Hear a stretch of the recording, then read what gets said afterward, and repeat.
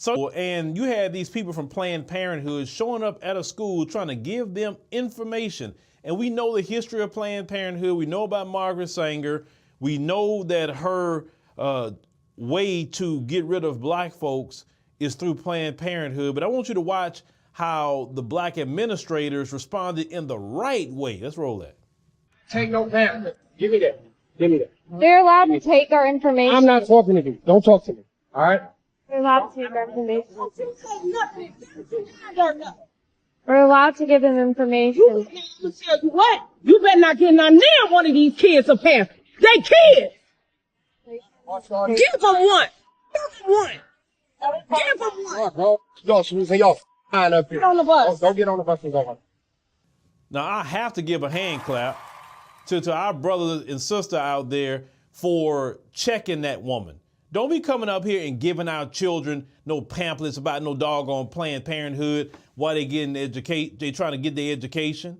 Why don't you give them a pamphlet for a scholarship? Why don't you give them a pamphlet for a grant that they can get so they can go to some sort of college, trade school, or whatever the case may be? Why are you handing them that? See, they go to black children and black girls talking about Planned Parenthood, but all the migrants that come in, they not going over there with the migrants and giving them no Planned Parenthood. They're not going to nobody else's community and handing that. They make sure to put Planned Parenthood in the black areas and the black community. And the one thing that was a great thing, some people mad about it, but it's been beautiful definitely for our community, is that when they had put in that ban about getting rid of your children and say the states is the one that's going to govern that, that was the best decision ever, especially for our community.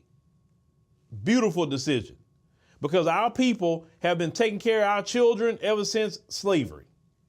And we still, if I'm still here, that means our people is taking care of our children, period. If you listening to this, that means our people is taking care of our children with nothing. Yet they tell you, you don't have no money. Go on down there to Planned Parenthood. That is wickedness, because that's not our people and that's not our way. You want to follow the way of your ancestors, you take care of your doggone children. You made the child, you and that dude take care of it. And now, like I always say to women, if he didn't give you his last name, then you do not have no child with him. And you know what it takes to prevent having a children. You don't have to go the route of Planned Parenthood. The same thing as a man. You got to take responsibility. If she isn't worth your last name, which means marriage, then she isn't worth having a child with. And you as men got to take responsibility to prevent that. Because trust me, as a man, especially in the Western world, you got a whole lot more to lose.